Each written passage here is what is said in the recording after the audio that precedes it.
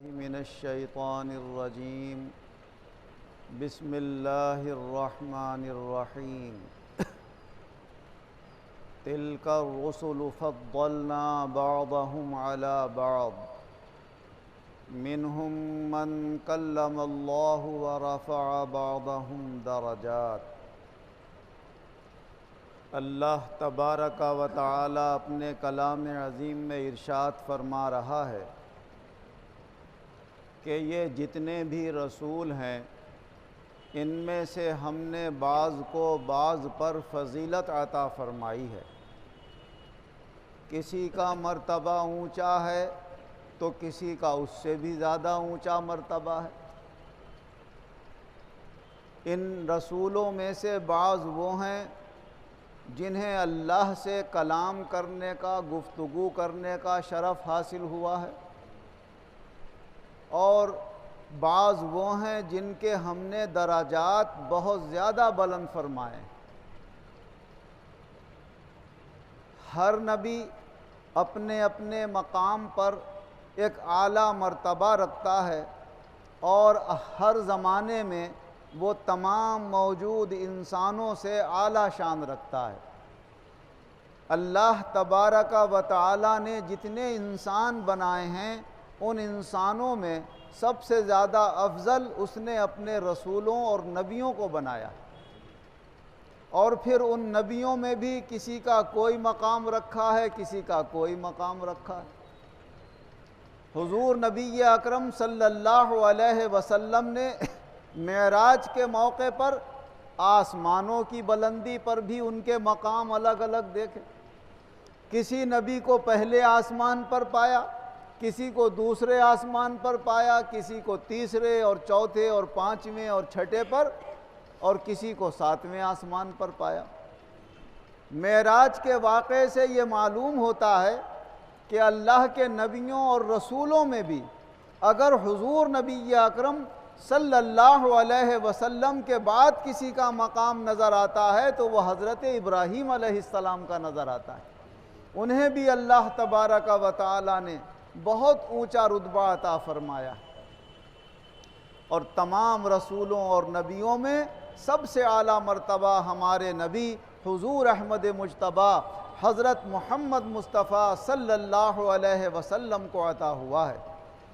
حضرت ابو ہریرہ رضی اللہ عنہ سے روایت ہے کہ حضور صلی اللہ علیہ وسلم نے ارشاد فرمایا کہ اللہ تعالیٰ نے تمام نبیوں سے مجھے زیادہ فضیلت کئی باتوں کی وجہ سے عطا فرمائی۔ فرمایا ایک تو اس وجہ سے عطا فرمائی کہ اللہ نے مجھے جوامع الکلم عطا فرمائے۔ جوامع الکلم کا مطلب ہوتا ہے کہ گفتگو مختصر کرتا ہوں اور معنی اس میں کثیر چھپے ہوئے ہوتے ہیں۔ یہاں تک کہ حضور صلی اللہ علیہ وسلم کی بعض حدیثوں سے بے شمار نکتے نکلتے ہیں، بے شمار مسائل نکلتے ہیں، اور بے شمار امت کے لیے فائدے کے احکام اس سے حاصل ہوتے ہیں۔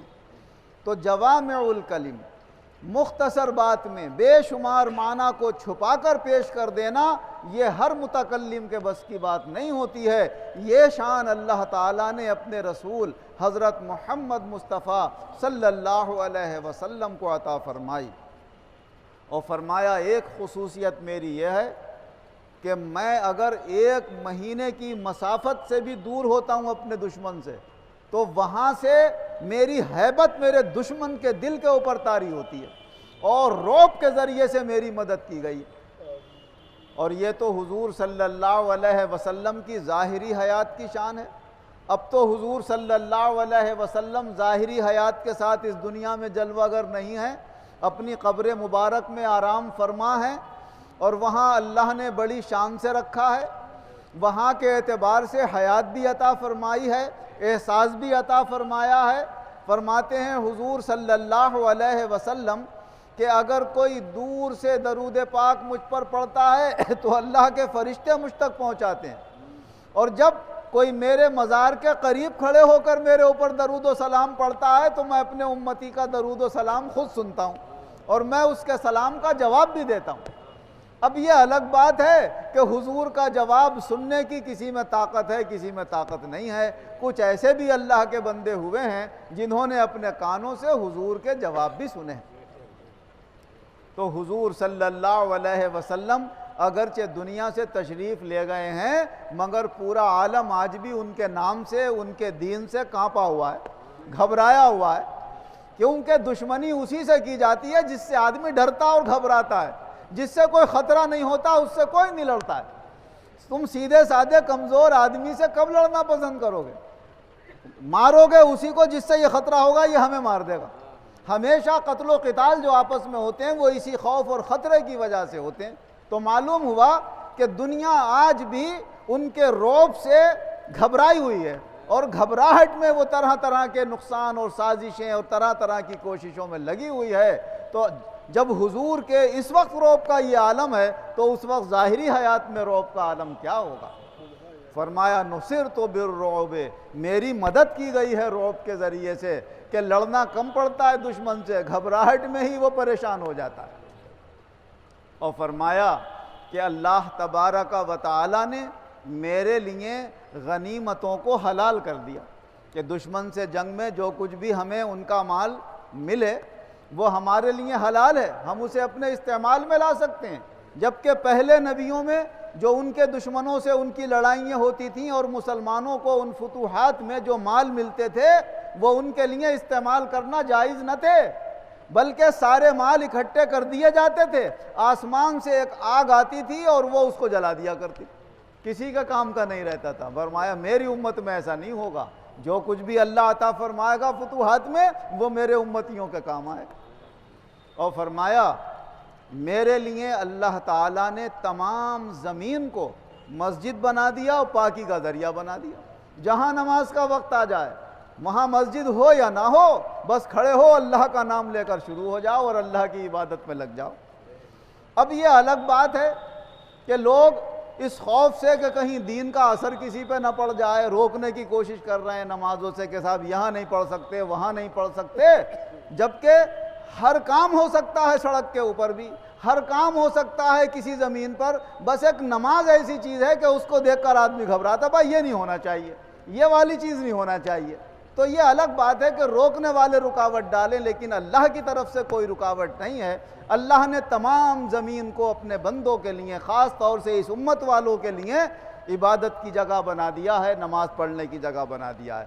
ورنہ پہلے لوگوں کے جہاں عبادت خانے ہوتے تھے اپنی عبادت کرنے کے لیے انہیں وہیں جانا پڑتا تھا۔ تو اب کہاں پر ان کا کاروبار چل رہا ہے، کہاں سے چھوڑ کر وہ چلیں گے اور اپنے عبادت خانے پہنچیں گے، پھر وہاں سے عبادت کر کے واپس ہوں گے، تو کتنی مشکلات اور دشواریاں تھیں ان کے لیے۔ اللہ نے کتنی آسانی رکھ دی۔ اگر تم اپنی سواری پر ہو اور دل چاہ رہا ہے کہ نفل نماز پڑھ لے، تو حضور صلی اللہ علیہ وسلم نے فرمایا جدھر کو سواری کا رخ ہو ادھر کو تم بھی رخ کر لو، اور نفلی نماز کی نیت باندھ لو، اور اشارے سے رکوع کر لو، اشارے سے سجدہ کر لو، اور اللہ کی عبادت کرتے ہوئے جاؤ۔ کوئی باتیں کرتا ہوا جا رہا ہے، کوئی گانے سنتا ہوا جا رہا ہے، تم تو اللہ کی عبادت کرتے ہوئے جاؤ۔ اینما تولوا فثم وجہ اللہ، جدھر کو تم منہ کر لو گے اللہ کی ذات ادھر ہی ہے، تمہارا منہ اللہ ہی کی طرف مانا جائے گا۔ اگر پورب کی طرف بھی تمہاری سواری جا رہی ہے، تمہارا منہ پورب کی طرف ہے، تو کعبے کی طرف کو رخ کرنے کی ضرورت نہیں ہے، نفلی نماز کی نیت باندھو، اسی کو نماز پہ شروع ہو جاؤ، وہ تمہاری نماز اللہ کے یہاں مقبول مانی جائے گی۔ تو فرمایا ساری زمین کو اللہ نے میرے لیے مسجد بنا دیا، نماز کی جگہ بنا دیا، اور فرمایا پاکی کا ذریعہ بنا دیا۔ وضو، پانی مل جائے وضو کے لیے ٹھیک ہے، نہ ملے تو مٹی پہ ہاتھ مارو، تیمم کرو، مٹی اسی زمین سے تو ہے، لہذا تیمم کر کے نماز پڑھ لو، یہ پاکی کا ذریعہ ہو گیا۔ اور فرمایا میں سو رہا تھا تو اللہ تعالیٰ نے تمام زمین کے خزانوں کی چابیاں میرے ہاتھ پر رکھ دی۔ فرمایا یہ چابیاں تمہارے پاس ہیں، خزانے کھولو اور تقسیم کرو۔ انما انا قاسم واللہ یعطی، اللہ دینے والا ہے اور میں بانٹنے والا ہوں۔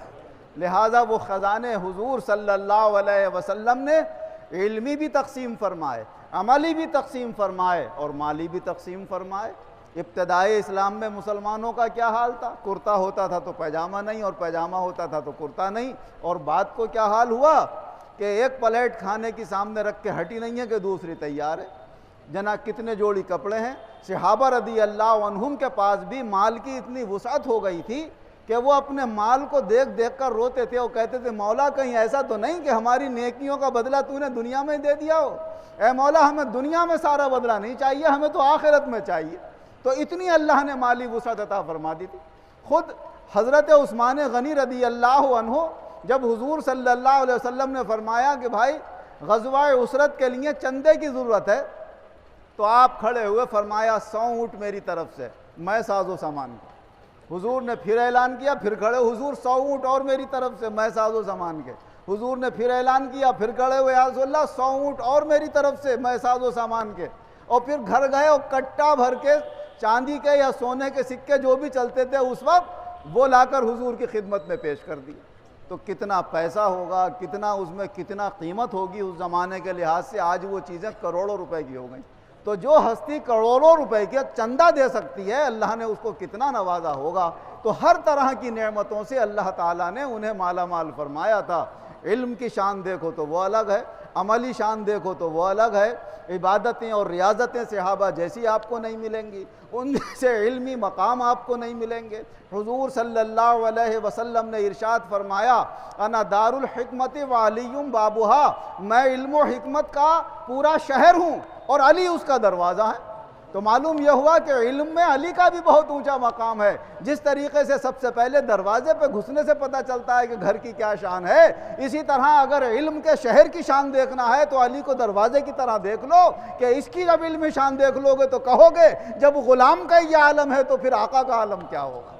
یہ ہے علمی شان ہمارے آقا و مولا حضور احمد مجتبیٰ حضرت محمد مصطفیٰ صلی اللہ علیہ وسلم کی بے شمار خوبیاں اور کمالات اللہ نے آپ کی ذات گرامی میں سما کر اپنے بندوں کو یہ بتا دیا کہ ہر رسول اور نبی اپنی اپنی جگہ مقام رکھتا ہے، لیکن تمام نبیوں اور رسولوں کا سردار اور سب سے زیادہ افضل میں نے بنایا ہے تو اپنے محبوب حضور احمد مجتبیٰ حضرت محمد مصطفیٰ صلی اللہ علیہ وسلم کو بنایا ہے۔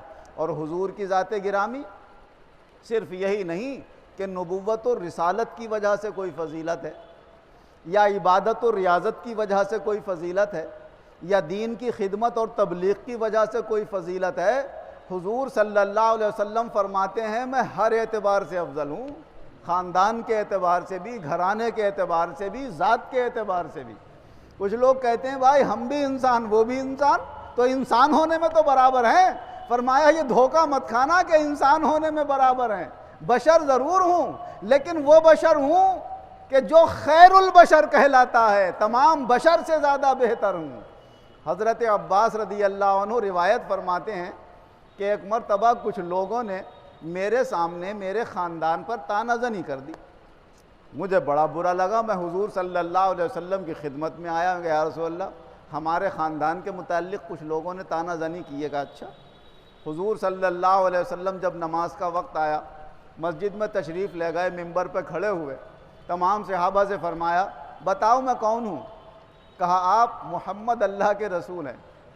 فرمایا وہ بات تو الگ ہے مگر سن لو میں محمد بن عبداللہ بن عبد المطلب ہوں۔ معلوم ہے جب اللہ تعالیٰ نے اپنی مخلوق کو پیدا کیا تو مخلوق میں سب سے بہتر کون ہے؟ انسان۔ سب سے بہتر مخلوق انسانوں میں اللہ نے مجھے پیدا کیا۔ پھر انسانوں کے دو حصے بنائے، ایک عرب اور ایک عجم۔ فرمایا جو سب سے بہتر فرقہ ہے عرب کا، اللہ نے مجھے اس میں پیدا کیا۔ پھر اللہ نے اس فرقے کو بہت سارے خاندانوں میں اور قبیلوں میں تقسیم فرمایا، اس میں جو سب سے بہتر قبیلہ تھا قریش کا، اللہ نے مجھے اس میں پیدا کیا۔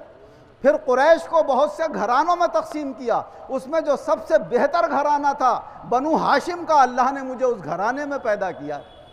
اور فرمایا سن لو میں تم سے نبوت اور رسالت کے مرتبے میں تو افضل ہوں، مگر سمجھ لو ذات کے اعتبار سے بھی تم سے افضل ہوں اور گھرانے کے اعتبار سے بھی تم سے افضل ہوں۔ تو ہر اعتبار سے اللہ نے آپ کو اعلیٰ شان والا بنایا ہے، اور جب رہبر اعلیٰ شان والا ہوتا ہے تو اس کے جتنے کارندے اور اس کے ماتحت ہوتے ہیں اللہ انہیں بھی افضل و اعلیٰ بنا دیتا ہے۔ جس طرح تمام رسولوں سے افضل حضرت محمد مصطفیٰ صلی اللہ علیہ وسلم ہیں، ہم اور آپ اللہ کا شکر ادا کریں کہ اللہ نے ہمیں اس رسول کا امتی بنا کر تمام امتوں سے افضل بنا دیا ہے۔ اللہ تعالی ہمیں اپنا وہ مقام پہچاننے کی توفیق عطا فرمائے اور اپنی عزت کو سنبھال کے رکھنے کی، برے طریقوں سے بچا کر اچھے طور طریقے اپنانے کی اللہ ہمیں توفیق عطا فرمائے۔ آمین وآخر دعوانا ان الحمدللہ رب الحمدللہ رب العالمین والعاقبۃ للمتقین والصلاة والسلام علی خیر خلقہ محمد وآلہ واصحابہ اجمعین۔ اے اللہ ہمارے گناہوں کو معاف فرما، آئندہ گناہوں سے بچنے کی توفیق عطا فرما۔ اے اللہ تو نے تو ساری امتوں سے افضل بنایا، مگر ہم اپنے اعمال کو دیکھ کر شرمندہ ہوتے ہیں۔ ہمارے عقائد بھی بہتر بنا دے، ہمارے اعمال بھی بہتر بنا دے، ہمارے اخلاق بھی بہتر بنا دے، ہمارے رشتے بھی آپس میں مضبوط فرما دے۔ اے اللہ ہماری دنیا بھی بہتر بنا، ہماری دین بھی بہتر بنا، اور ہمیں اپنے رسول صلی اللہ علیہ وسلم سے سچی عقیدت و محبت عطا فرما۔ ان کے صدقے اور وسیلے سے اپنی سچی عقیدت و محبت عطا فرما، اپنے دین کو اور زیادہ ترقی عطا فرما۔ جب خاتمہ فرما ہمیں ایمان و عزت کے ساتھ اپنے دربار میں بلا، اور آخرت میں بھی ہر منزل پر شاندار کامیابی عطا فرما۔ ہر طرح کی عذاب اور تکلیف سے بچا کر ہم سب کو جنت الفردوس میں داخل فرما۔ آمین بجاہ النبی الکریم و بحرمت سائر المرشدین، وصلی اللہ تعالی علی خیر خلقہ محمد وآلہ واصحابہ اجمعین برحمتک یا ارحم الراحمین۔